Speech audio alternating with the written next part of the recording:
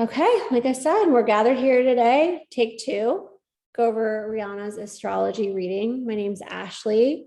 I do astrology. I have a podcast, TheRealBetch. We talk about astrology, talk about all the things, manifestation, spirituality, education. Like the tagline says, from stuck to oh fuck. Yes, that's our mentality here. Astrology got me to where I am. I'm excited to share this gift, to unravel the things we already know about ourselves, but in a different light, and then use that to get ourselves unstuck again and again and work with the energies that we inherently already know that we have, but sometimes we just need a little bit of a push remembering those things. We get caught up in day-to-day life. So you can also find me on Instagram, @BetchBaby. So I am really excited to do Rihanna's chart.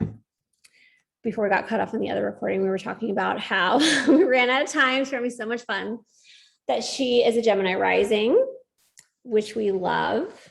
And we went a little bit over each house, but right now we're just going to get into it. I will say again that the chart is something we grow into over time. It's a snapshot of the sky when we were born. And all the planets are embedded within the house. All the signs are embedded within the house. So everything is in our chart. Just because there's not a planet in a house doesn't mean that there's not a ruling planet that has that flavor. And before we get into the chart, I did want to ask, is there an intention of something you want to shed some more light on about yourself from this reading? Well, I just quit my job. So definitely kind of going out on a limb and starting my next adventure. So maybe something along those lines. Perfect. That's totally what I had lined up. And if you see me looking over here, I wrote so many notes because there's so many good things that I found in your chart. When I took a look at it earlier, I was like, oh, I have to write some of this down so I don't forget. So your first house is in Gemini. And then the way that we move through any chart is through the first house. Personality, that's what we need in order to be happy. It's our physical body, the way other people see us. And it's actually pretty beautiful, the themes that you'll see throughout the chart, that they really do have a Gemini flavor and they all kind of tie together. So anything you have in your first house as far as planets or points are something you wear on your sleeve. And it's something that has extra importance. And so in your first house, you have the North Node, which really means the North Node of the moon. And in astrology, that is a destiny point. That is something that we're working towards in this lifetime. It's usually our first lifetime. And you have Chiron, which is a point of healing. And these are both in your house of your physical body. But so before I get into that though, I want to talk a little bit about Gemini rising. And these will all kind of tie together. But Gemini rising are kind of the thing I wrote down was that curiosity is like breathing to you. Like you need mental stimulation. Like you cannot be bored. This is the sign of short travels. It's about polarity and questioning everything. Sometimes you like everything. And if you're not questioning everything, you're like doing it wrong. And across the sky, you'll see Sagittarius here. So Sagittarius is the opposite. Everything has a balance. In past lives, you're probably used to, it's a Sagittarius flare. So you're probably used to being right, doing things alone. It could have been a monk, a nun, a spiritual teacher. That's really Sagittarius flare. We're used to doing things alone. So when you get into this life, you're like, I'm just like so excited to like, I'm overwhelmed. Like I'm so used to like being by myself. And now like I have to be all these people and I'm excited and I'm nervous and I'm overwhelmed. I need to talk about it, but I don't want to talk about it. Like it's really like, can be really overwhelming to like speak your truth with other people. Whereas before it was like, you were just doing that alone. And now you're needing to move through community. And so it's very interesting. And I don't know if you can agree with this, but I actually have my North Node in Gemini as well, different houses, but I don't know if it's because my past life was in Sagittarius too, but I can't remember crap about what Sagittarius are. Like it's a blind spot for me. I have a lot of Sagittarius in my life. So I have a lot of Aries and Sagittarius. So it sort of surprised me in that sense that they like to do things alone, because I don't get that vibe. But that to me, as you explained, the Gemini is total me, spot on. I'm like extreme extrovert. I question everything. I want to know everything. It's like spot on. I love it. Perfect. Okay. So because you can move so fast, you have to find ways to slow down a little bit, and nourishing your body and exercise is definitely one of them. And yeah, finding the yin to your yang. It's good that you're curious, moving fast, but it's finding ways, like you're already kind of doing your spiritual journey, meditating, slowing down, finding ways to balance that out. Otherwise, sometimes you can find yourself into overdrive and maybe being hyper stimulated. And yeah, especially anxious. So I can relate with that. And so, like I mentioned, the ruling planet of Gemini is in your 4th house. That's Mercury with like the little horns right there.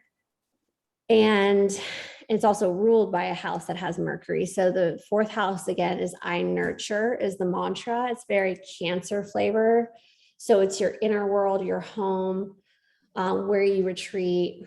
And so it's really important for you to have like stimulating conversation at home, like especially like if you even think with your kids or at dinner table and those kind of things, like very important that you have like really deep conversations, like especially a lot of information around that you enjoy, whether it's like, I almost picture like a really cool bookcase with like a ton of books on there or something like that. Like you need a home that really nurtures that mental stimulation, whether it's your own little den, own little corner, like something is super important for you to feel safe in your physical body, which is your 1st house.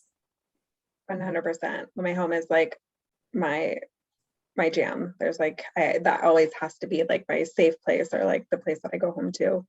You know, like I don't care what kind of car I drive, but like my home has to be it. Yep, it has to be. Otherwise, like you're going to feel unregulated in your body, and it's going to affect the way that you feel.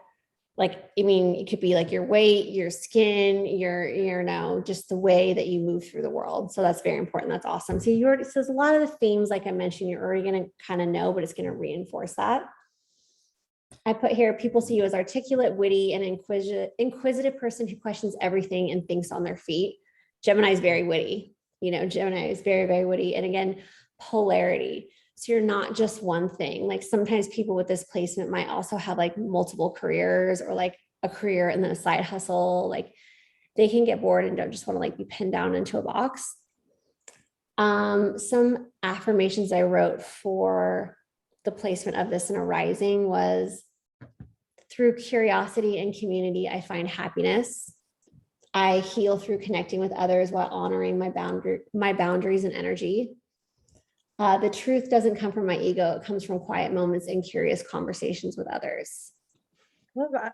I love it. So we're going to kind of get into that, because your past life was very much alone, and this life's very much about community and communicating with others. And so the North Node, which again is in your 1st house, you wear that on your sleeve. That's your destiny point, what you're working towards in this lifetime. And usually when we're younger, it feels kind of foreign, because when we're born, we're already kind of in balance, right? Like we retreat to our South Node, like the things that we already know. And instead we have to kind of shed the layers and move towards like what we're supposed to do, which is like what you're doing now. So it really denotes like the psychological shift that has to take place, like in the mind and the body, to be like, okay, I already did that. Now I need to do this. So in your past lives in Sagittarius, which this is your 7th house, the house of relationships, you were all about relationships and we and the other person. You probably didn't have like your full identity. Everything was wrapped up in other people. Like if they were okay, then you were okay. And you probably found a lot of your identity through relationships. And you also have the planet of like a little bit of rebellion here, and Neptune, which dissolves boundaries and can be a little delusional, which we love sometimes, right? So you may, and we'll get into what that means in the present moment, but you definitely may have had some like rocky relationships in your past life that's like formed attachment to certain people. And then maybe you've had a little bit of that here in this life. And now you're being like, you know what? I'm okay with me and my boundaries, as long as I'm okay with me. Like I don't have to worry about what they need. And that comes through like the experiences that you've had. So you're really focused here, like your mission is like to form your own self-identity and like yourself, your home, your business first and foremost, which like feels probably super weird at first. And it sounds like you can relate to that. I mean, I know we all can in some way or another. Let's see here. What else did I write? So yeah, you're definitely very focused on purpose and community. Gemini is a very social butterfly, social media, community. I remember when Trump became president, astrologers were like, how is a Gemini going to be as president? Because they're not going to be able to shut up when it comes to like social media, you know? So it's like a little bit of that, like you can't shut the fuck up about, but it's about stuff that you care about. Yeah. So, and you're meant to do that. And you're meant to just like keep going on about the stuff that you like, that lights you up. Like this, it's about you and like you taking up space and sharing that with other people and teaching them and building community. And by putting yourself out there, the right people find you. That's like literally all you have to do and they'll find you. And what I love about the North Node is as long as you take steps towards that, you truly cannot mess it up, because even if you half-ass it, results will still come to you in the form of like a community and finances. And I know that to be true. When I found astrology and found my North Node and Gemini in the 10th house, and I started taking steps towards doing it, I mean, I half-assed a few things and they did really, really, really well. And so it's a cool placement to have, you know, and it's about having fun. So, let's see here. To develop independence, courage, boundaries, patience, and self-love. Some of these placements in the first house can make you pretty impatient. I don't know if you can relate to that. Not at all. What are you talking about? Yeah. Like super impatient. And also in your past life, you're like probably used to being really right. And now you're shifting to, I don't have to have all the answers. I can ask you questions. And I don't need to be right or act like I have it all together anymore. Like I can show that I'm falling apart and you're going to like me so much more. That's 100% me. Awesome. I mean, that's how your people find you and that's how you feel safe. So, you need to let go. Feeling safe being a hot mess. It really is though. No, it's 100% my mission right now. So it's because everybody is a hot mess and nobody has it together. Like everybody is figuring something out. Like literally, like nobody has it together. Even if people have millions of dollars, they're suffering with something else. Like everyone's trying to pretend like they have it together and we don't. And like you get to like embody like, I don't have to act like I have it all together. Like maybe you did in your past life, but that's not this life. And that's how all your people find you in your community. And so it's curiosity, letting go of the need to be right. Instead of like acting like you know what you're talking about, you can say, like, what do you think about that? Does that seem right to you? Like it seems so simple, but I've also struggled with that as well. Sometimes just to be like, you want to put on a show or a good presentation or seem like you have it together, but then you're also not feeling totally true to yourself because you're like, I don't even know if what I'm saying is like bullshit. You know what I mean? Like I want to, you know, I don't want to do that anymore. Like I'm over that. Yeah. And you're doing the same thing. And that's like makes people love you. So, yeah, you suppressed your masculine side a lot in your past life. And now it's meant to come out as like taking action. Like you don't need to be passive aggressive. You don't need to be super focused on partners and what they need and everything first.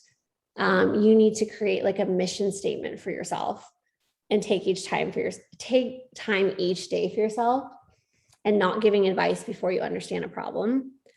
One thing I'm doing, you may be interested in, is I'm writing a relationship contract with myself. Yeah, and I'm signing it. Like per the term set, I agree to work out X amount of times per week unless extenuating circumstances, in which case that will roll over to the following week. And the whole mission is self-love. And like I create contracts with my mortgage, or if you have rent, your car, everything. But like, what about ourselves first? Yeah. And I think that's a really good idea too, because like you need to hold yourself accountable, right? Because that's sort of like what I'm working through, is like unleashing kind of like all of the lack of self-care I've done over, you know, the last couple of years. So I love that. Yes. Awesome. I mean, because really for you, it's like you're letting go of people pleasing. There was a lot of that in your past life, and it probably carried over in the beginning part of this life. The best way for you to get depression and anxiety is completely depending on others for your own happiness and needs. When you start depending on yourself for that and fully embodying that, like the gifts will just keep showing up from other people, you know, and you'll receive that, but you don't need it. Depending on others will be a way for you to feel anxious. Yeah. And also don't be afraid of seeking feedback. Like I feel like Gemini and North Nodes are afraid to, like, it makes us seem weak or something like that to receive feedback at times. I wouldn't seem like somebody like that, but I struggle with that before too. And sometimes it will still pop up, you know? And so it's really letting go of needing to be right and getting feedback about what we're doing. Like an example of that would be, I don't like my job, but nobody does. I'll figure it out.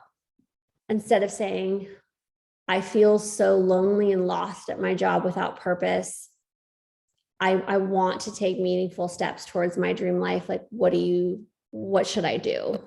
You are literally taking words out of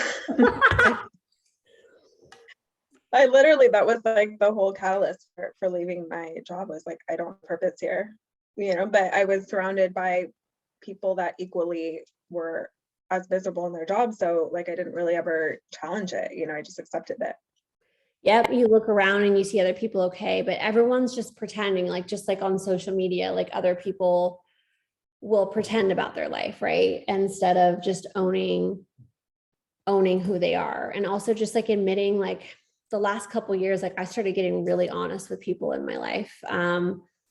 Like anything, how I was feeling, like deep vulnerability, you know, it could be just anything. And it felt so good. And then I started feeling like I started attracting like way more meaningful relationships. Oh, 100%. And then when you start taking that to like you and I wanting to build communities, that's like what draws people in. It's not like acting like you have it all together. And I know that you want to build a business. And some feedback, what I was thinking about for you, because this ties into your chart. I was listening to somebody's pitch for this business program they're launching. And I don't know if you know Sophia Amoroso. Nasty gal. Yeah, she was like Nasty Gal and oh yeah. boss. Yeah. I went to grade school with her, and I talk with her sometimes. And she has this whole great business program. It's all vetted out. It's amazing. And she did her whole, you know, webinar and selling it. And it was so put together, like everything you'd want, like the web interface, the community, everything. And it was just missing a personal touch to me. And to me, that's when it hit that moment of like, oh, I don't need to have it all together to like, people don't care about all that. They're like, I think I need all that, my website or all these other things to be perfect. People don't care about that. They care about the feeling. Yeah. And it's letting go of that perfection. So, so for you, it's like you can see other people's point of view to further your own success because you listen to other people. You're curious about what you're going through. And because you're so action oriented and curious, you're able to just intuitively, like with your own wit in mind and asking those questions, create a plan and create something for them to be able to change their life without much effort. Like you've already been doing a lot of the effort. Yeah. I've been doing that exact thing for quite some time, like being able to like read a person, like how they operate. So then like strategically I can like work for them, work with them, or just talking to someone and finding, I'm like, that's your purpose. Like, go do that. Like, do this, start here. So that's pretty spot on too. Super, super, super. Like just see, it just naturally falls in when you're already like in that energy and you know that works for you. Like you don't have to work hard, study it. It's just part of you. You're falling into alignment.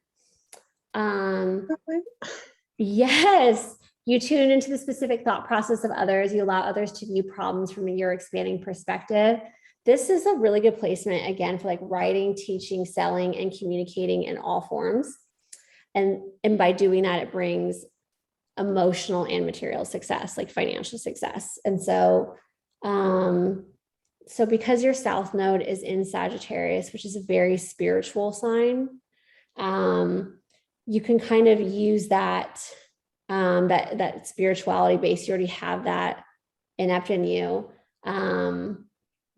to kind of layer onto your business, but the boundary of your North Node, it's like you can help others without losing your truth. Like you're no longer, like you're now in a position to be able to help other people without losing yourself, because you know yourself now, and you're going to continue to know yourself, and the relationship with you comes first. Amen, sis. Amen. So, and it's an air sign, and air signs are meant to move and spread. Like if you think about a fire, air is what fucks it all up. You know what I mean? It moves, it displaces things, it shakes things up, and it does it when it needs to. And so, and Geminis are just really good teachers, but like unconventional, like witty, like not like I have to be super structured with my syllabus, you know? So, and then Chiron is a point of healing. So because it's in your first house, it's really your physical body. I don't know if I'm sure most women can relate to this, but especially for you, like healing with your body, the way that you see your body or the way you look or anything like that, like really, or how you see yourself in your career, maybe it's your relationships and being hard on yourself. It's really like a healing point with your body and being good and feeling good in your body. Oh yeah, that's like my biggest opportunity is like just trying to like improve that self-worth, right? Like all aspects, like feeling worthy of any of it. Yep. It's a really like Chiron. I mean, first house again is like, yeah, physical body and the way that you're good in your own body. So, I mean, I have mine in a house that is not as strong as that one. So this is like a big opportunity for you, you know, again and again and again, is to create a strong relationship with your mind and your body. Working on it. Yes. So I want to move on to your sun too. I like to skip around, but your sun obviously is in Leo. I'm wearing my Leo sweatshirt, by the way. I saw that. I love that. And so there's natural houses for everything, and that's kind of complicated, but it's in the third house, which has a natural flavor of Gemini. So see the Gemini theme playing out. So, and Leo is like the Tony Robbins of the zodiac sign. It's like, I'm here, the party's arrived. So if you take that Tony Robbins, if you think of a figure, and then you layer it onto a Gemini flavor of like teacher, witty, etc., you think about, okay, Tony Robbins teaching communication, writing, media, podcasting, selling, all these things. You layer those together and you start to get a flavor of like, okay, that's my sun. And your sun is like really what we want and where we're heading in this life. Like it's our self-will, it's our ego, it's our outer expression of ourselves. And it's really a place where we want to be seen as a force to be reckoned with, where we want to be seen as like unique. And it's really the process of finding our own identity. And so all of that comes through you through expressing your Leo, which is fire, which is like meant to be seen. Leos are like, literally their mantra is like, I. Whereas Aquarius is like we. It's like I, and like owning that. So you have a lot of I, like I am taking up space. I'm using Mercury and communication and all of that to share my ideas, to be curious, to be constantly learning other things, and then sharing that with other people in a variety of different ways. Because I don't have to stick to one way because I've got a Gemini flavor and we don't do that. I mean, that's very Gemini. So, and we won't get into all this today, but blue lines are really things that are working for you, and red lines are things that are challenges. Still good. But I don't think I've ever seen someone's chart with so little red lines. You have so many blue ones. Oh, that's exciting. Yeah. So your energy is already like really aligned to help you get where you want to go. Your biggest critic is just yourself. The universe is just like, I'll just wait till she like stops beating herself up, because like we've got everything geared to go. If only I had this reading like 10 years ago. My God. The planes on the chart gave me so much money. So much money. It's deconditioning. I mean, hey, I'm 38 and I'm just getting there. So like people used to, die at 50. So we're like programmed to think that we don't have like, enough time. So we have more time, of course. So yeah, I covered all that up. So you're really finding your own identity and where you want to go so you can help other people do the same, which is exactly what you want to do. Exactly what I'm doing. Yeah. And I want to skip to your moon too. So your moon is in your 11th house in Aries. And so your moon is really like what you need to feel good. It's your emotional body. And so it's really like where we retreat to, how we nurture ourselves, our self-image. It sometimes can be the most important karmic part of our past life in a chart too, showing like what we really need to feel safe. And it's kind of an underlying theme of the personality. And so if you look at your moon, it's in Aries, which is self-starter fire, but it has a natural flavor of Aquarius, which is we.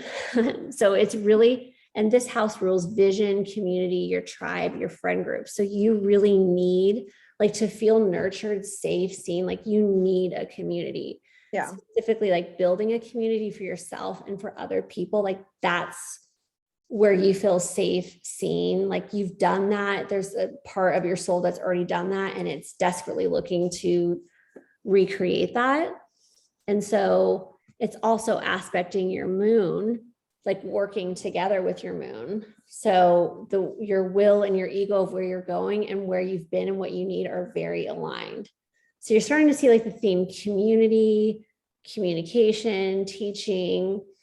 And so sometimes like if you're feeling like if your emotions feel off or you don't feel a safe place to retreat to, you start to ask yourself, the mantra for this house is I aspire. Where am I aspiring to go?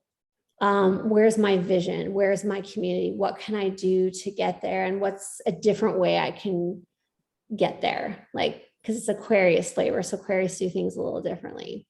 And so, what can I do to find my people? And so, you always have to make sure to feed your moon, as they say. Okay. Yeah.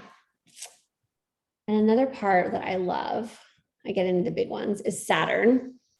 Saturn is like this little H, and it's in your 6th house. And I think Saturn is a part where it's like a boo-boo in a past life, and we're here to like rectify it, not in a punishment sake, but like, to make it whole. Yeah.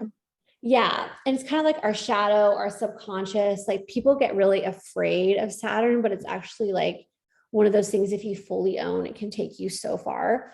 And it's really a part in our chart where we can show where we need to self-master.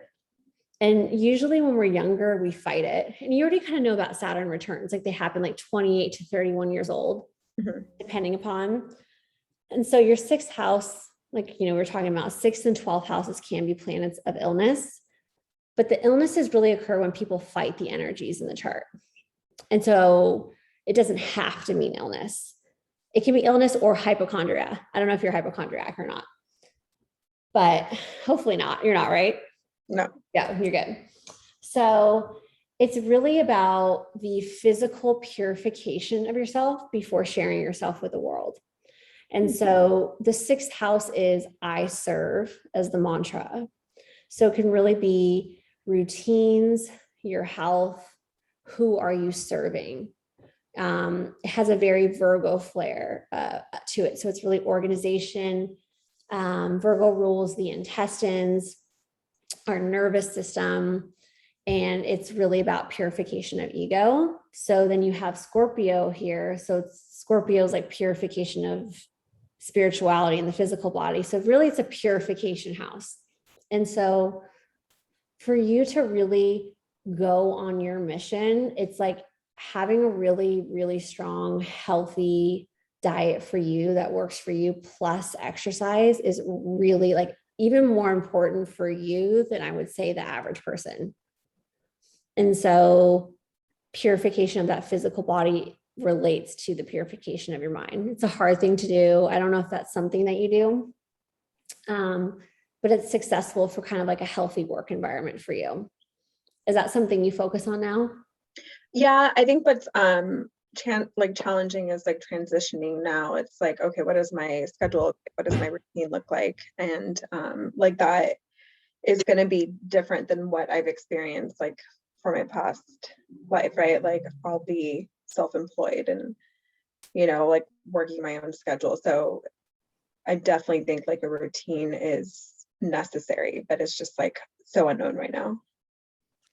It definitely is. And it's something about like, it's definitely like whether it's meditating, whether it's your physical health. I have a lot of these placements as well. And so for me, like I got in tune with my diet and it made a huge difference for me. And it usually came in the form of like, I was like getting dermatitis, like all these breakouts and like all this stuff. And I was like, fine, I'll listen. You know what I mean? Like, fine, now. Yeah, I definitely, like there's a notable difference, like when I'm not taking care of myself, right? Like, I definitely thrive when I do. Definitely. So you're really here to, I would say, master your routines, how you serve, who you serve. I do think, especially with the theme of you teaching and spirituality, it's definitely going to somehow probably tie at some point the physical health as well, whether whether it's the form of meditation and breath work on the body, or the type of food or cleanse, like there is you mastering that in your body and helping other people master that themselves as well. Yeah. And that's sort of some of the content to be determined, but like Ayurvedic practices or yoga and things like that. I love it. So this is really like mind and body integration. Okay. And so let's see here. There can be nervousness, anxiety when you're out of balance here. That's what you'll experience. It's going to show up right here. It's been showing up a lot lately. So it's a chance to give a little bit more self-love and be like, instead of beating ourselves up, asking ourselves, okay, what are you trying to tell me? So for example, with my placements, and I'm just trying to tie this so you can start to think about it. Before I was putting off like launching my podcast, I mean, I already got my podcast coach, but I was like taking a while. I started breaking out, like my whole face was red, and was like last month or the month before. And like, I asked like, what do you need? And it was like, shut up, stop going on TikTok and posting videos and like start recording. And as soon as I did, it just went away. So it's like, it shows up in our physical body, our inner and outer world. Yeah. Interesting. And it just started flowing, right? Yeah. And just started floating and just went away. So it's just like asking, instead of like you're feeling anxious, like what do you, and for this instance of anxiety today isn't the same as the anxiety yesterday. Like, what do you need from me? Yeah. Is it something I ate? Is it something this? Like, it's not always fun to do, but it does make a difference, the meaning of your routine is tied to the meaning of service. So you getting your routine down really helps you with the service of others. And right now you're in flow, right? You don't have to have a rigid routine. There just may be a few things that you write down in your mission statement that are non-negotiables. Like, these things are part of my routine regardless. Yeah. This placement, a lot of like physicians, surgeons, and people who heal others have this placement as well. So it's kind of cool. Yeah. And you merge the body and the mind here. So those are like so the North Node, Saturn, and then the MC are like my favorite little career angles. Also the second house, which we'll get into. So you're going to, like I said, you kind of see a correlation between all of them, but your MC next is the midhaven, like the highest point in the sky when you were born. And people say that's really your career angle. And I agree with it. And that's an Aquarius, which is the same flavor as the 11th house, which is very tribe oriented, very community. Everybody's going left, let's go right. It's a little bit of the rebel of the zodiac. So the way that you build this community, you don't need to see how other people do it, because you're going to do it some way different. Probably I wouldn't even research how other people are building stuff. I would just tap in your intuition and build it the way you want without comparing it to other people's, because it's supposed to be a little bit different, That is like me to a T. Like, I'm like, I couldn't ever match. I'm like, I just need to throw on like something to disrupt this, or like going against the grain. I remember I was tested for a gifted program and they gave me instructions and I just did my own thing. My mom was like, I love that. That's you. That's like, and that's what you're building, like that it's like the rebel of the zodiac. Like, I don't need to do it that way. I'm going to do it this way. And then my career is going to be based off telling people that like, they don't have to follow that advice. Like for me, my hair started growing when I started washing my hair way more. And everyone's like, that's going to make it grow way less. And I'm like, watch, like, I know what I want to do. And so that's what you're doing with your community. With Man, your I love that career. about you. You've always like just lived your authentic life, and it's been admirable ever. Thank you. Thank you. Cheers. Cheers. And I still struggle with it too, because I've got freaking Virgo rising and strong Virgo placement. So I'm so mean to myself sometimes, you know, we all are. But when you start letting go of it, yeah, it's so much better. And so you're really building, it's really just community. Like I just see like a really big community. Like it's actually really, really cool. And I think the coolest part that I'm excited about and that I see is like, you're connecting people that are going to be able to collaborate and work together that wouldn't have otherwise met, that wouldn't have otherwise created then something for other people. And so it's a safe space for people just to say like, I'm going to be myself. I'm going to do my own thing. And we're all going to level each other up. And it's just organic and it's not forced. And so, and you're stepping into that now. Now, what year were you born? 84. Same year as 94. I'm just kidding. 94. Yeah. So it's crazy. We're both kind of stepping into it at the same time, you know? I know. I love that for us. I know. I love this journey for us.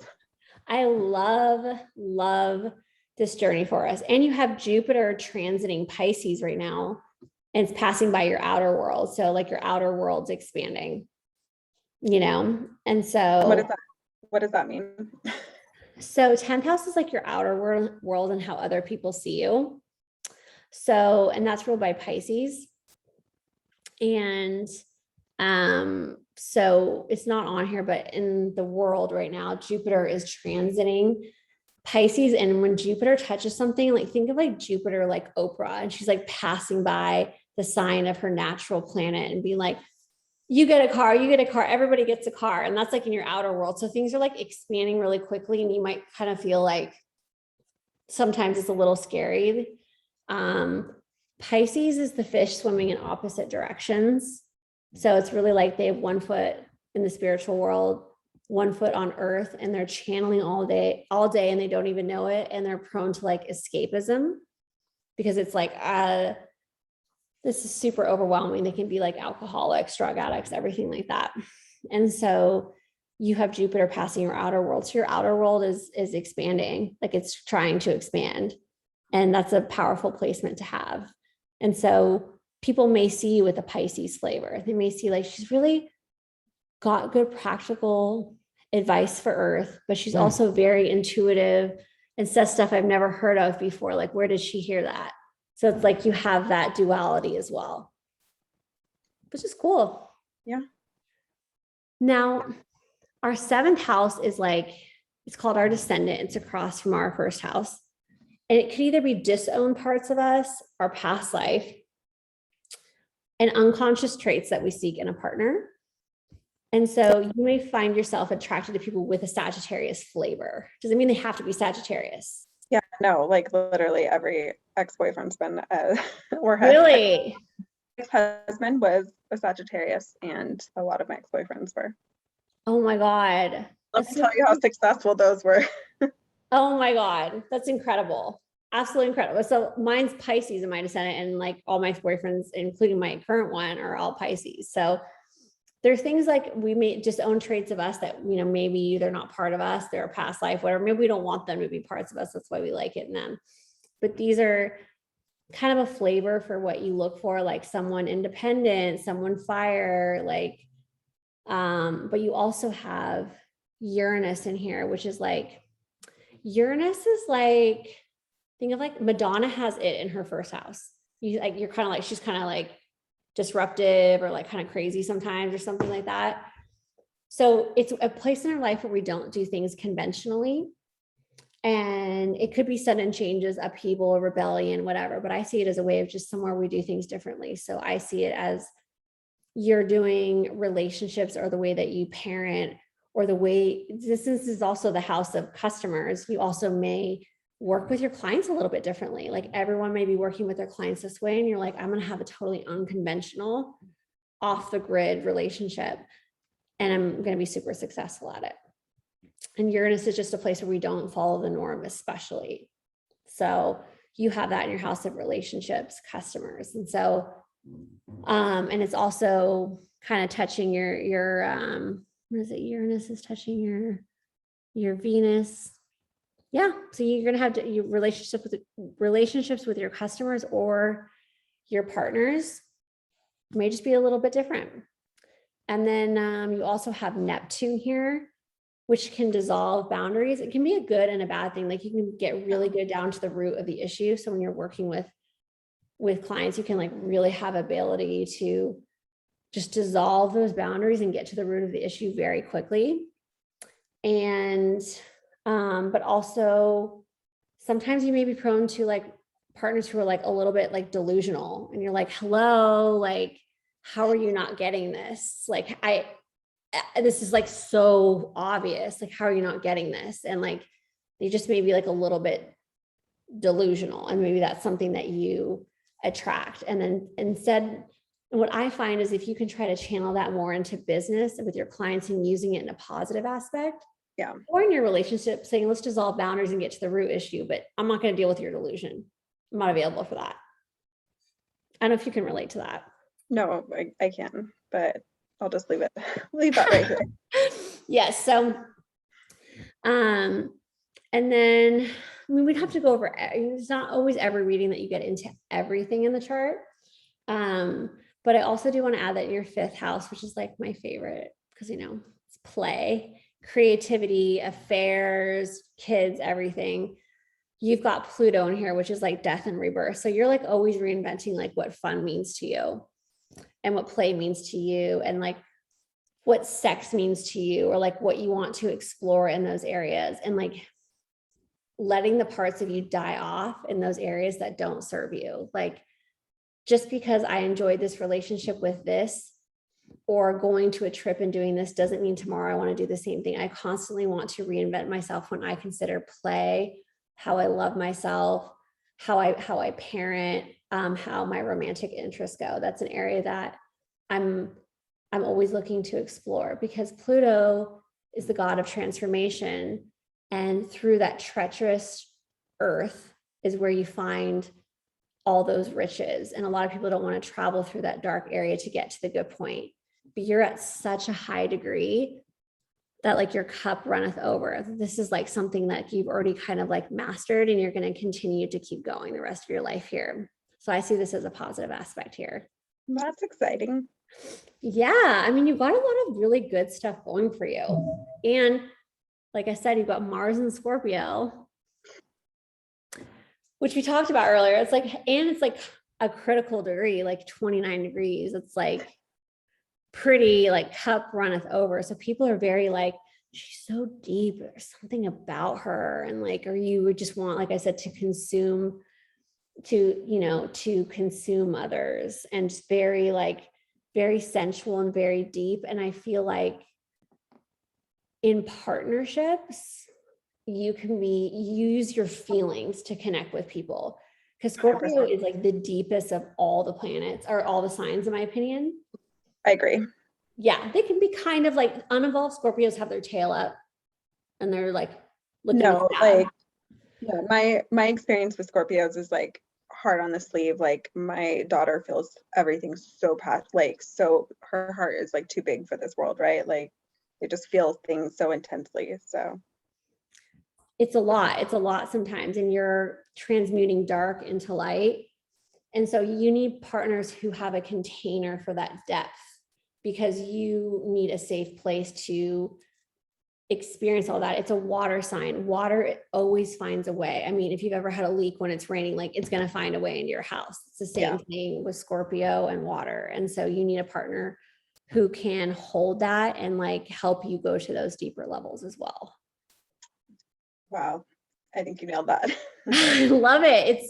It's at such a high degree. So like you really need someone, if someone hasn't gone deep enough with themselves, they won't be able to hold it for you. And I think that what would be really cool for you is you had a partner that you could evolve with in the areas of like, really doing like retreats together, like tantric relationships, like partner gazing, really deep exercises that you guys could do together. It doesn't always have to be physical in the form of sex. It can be like really like mental journeys together, and like re-transforming your dark into light. And so, and there may not be a lot of people like that, but the person who that's going to be really important for you and a partner more than like any other part of the chart, in my opinion. No, I agree. I love it. I love it. Well, I covered like the main parts that I want to talk about. Do you have any questions so far? No, I mean, it's been really helpful.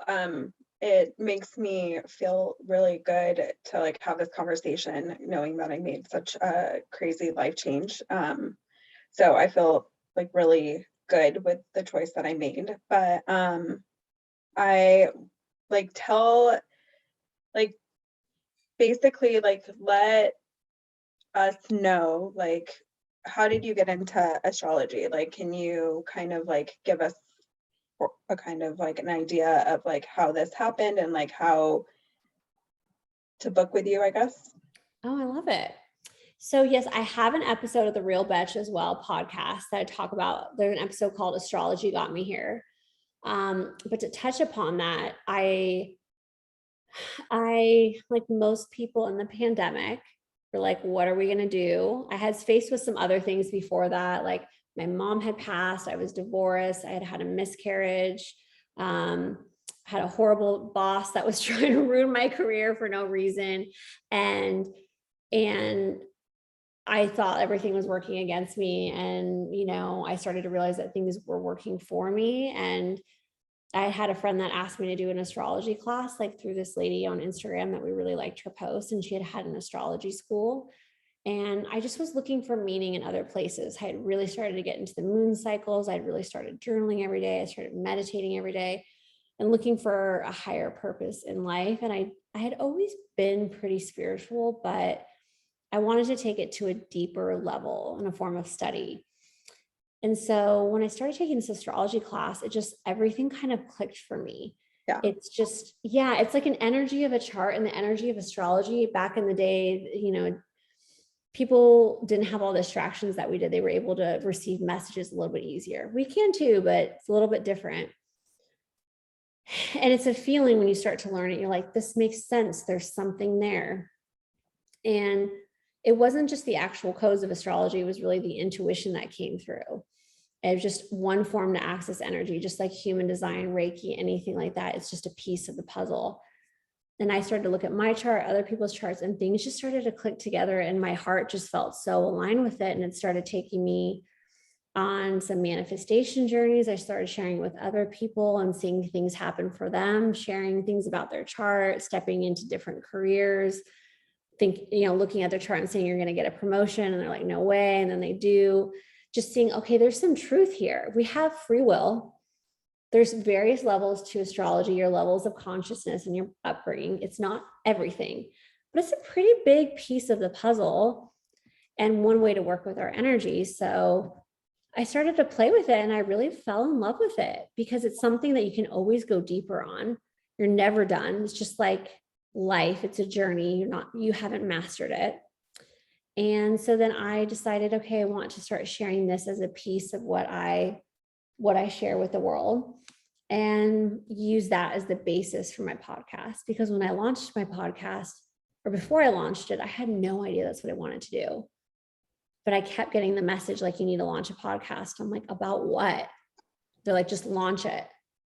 And it's just having that faith, looking at my astrology with Gemini North Node in the 10th house. It was like, I remember reading in a book podcast and I was like, okay, I'm just going to do it. Those signs, I know. It's like, it's funny when they hit you. Like I'll listen to a podcast or something and I'm like getting out of the shower and it's like, maybe you're listening to this as you're getting out of the shower, and then I'll hit you with like some hard truth and you're like, oh, okay, that was meant for me.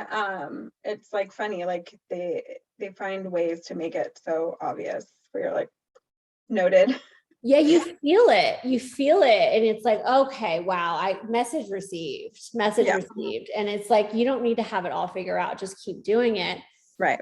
And really with your purpose, in your chart, it shows you your gifts, but your purpose is always evolving. I could start as astrology and a year from now, we could be laughing. Say, remember when you just started with astrology and now you're doing this? It's always evolving, but you have to step into it with your gifts and let them evolve. You play once you put yourself out there. But if you don't start with this, then you never know where. You never know. Yeah. And it's just one portal to access energy. And it was like a code that I understood. And it's funny because it's a lot of angles and squares and oppositions and all these things, which it's pretty mathematical. There's, 20 or 30 degrees in each sign, et cetera. And I failed every math course, but this was the math that I understood. This was the kind of angles that I understood. So that's how I fell in love with it. And I really like to read people's charts, especially with career, because even if I think we know strongly what we want to do, we still need some confirmation sometimes of how to play with that energy. And so some of what comes through for me is astrology, and the other is just kind of intuition. Like, I don't know if you want, or do you want to do like YouTube, anything like that too, or like other traditional channels, or is this you want this to be like a blog, a community-based website? I'm kind of like right where you are, where I'm just going to like step into it and just let it kind of transpire from there. Love it.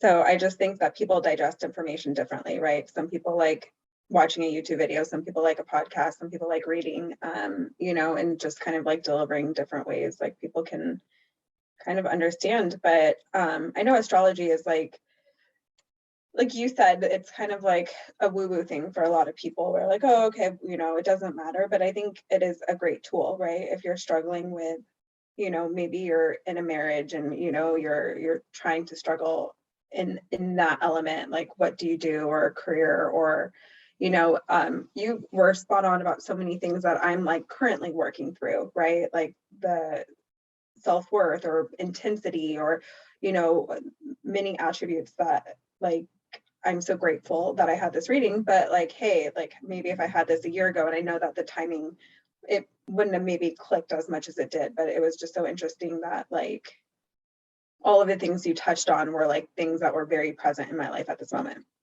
I love that. It's like what you hear what you need to hear when you need to hear it. Yeah. And there's so many different types of chart readings though too, because you can get a progressed moon reading, which shows it's slower moving and your moon stays in a sign for 2.5 years. So does someone reach out to you and then you kind of customize like what works for kind of their intention?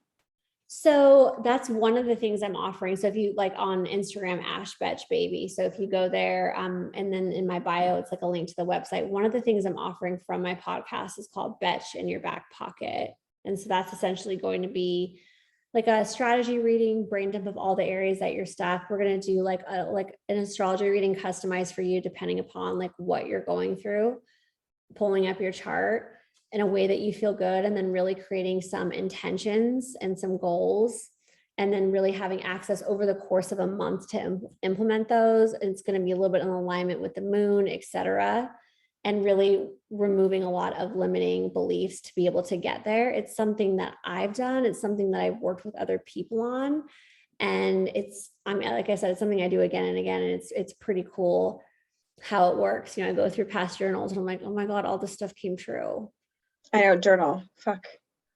You have to journal. You have to journal. Like it's crazy. Like I've gone back to it to like kind of pinpoint like, hey, this is like my intentions for like manifesting the right person in my life, right? And I go back and I'm like, hey, that, he was cute, but like he didn't hit, the qualities that I'm looking for. And then you can kind of like dismiss the things that don't serve you, right? Like it's just so important. I agree.